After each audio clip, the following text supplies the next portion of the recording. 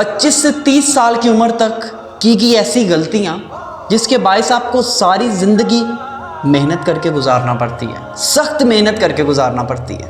Number 1, बगैर किसी मंसूबे और अपनी शख्सियत को जाने तालीम हासिल करना। कौन सी तालीम हासिल कर रहे हैं कोई पता नहीं है, इसका क्या फ़ायदा है कोई पता नहीं, ये आप करना भी चाहती हो कोई पता नहीं, सबसे पहली गलती। नंबर 2, इस उम्र में अपने वक्त को पार्टीज़ और पिकनिक में ज़ाया करना।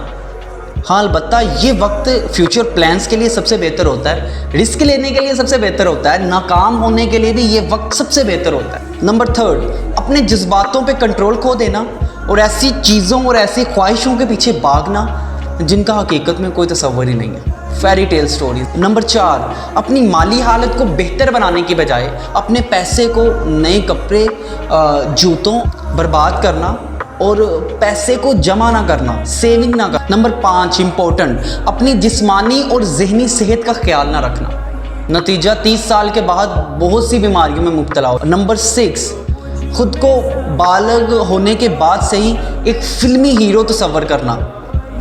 ये बहुत बड़ा आज का मसला है, लास्ट पॉइंट है ये, लेकिन मसला बड़ा है। आज हम जो मूवी देखते हैं हम समझते हैं यार इस मूवी जैसे डायलॉग हम अदा करें।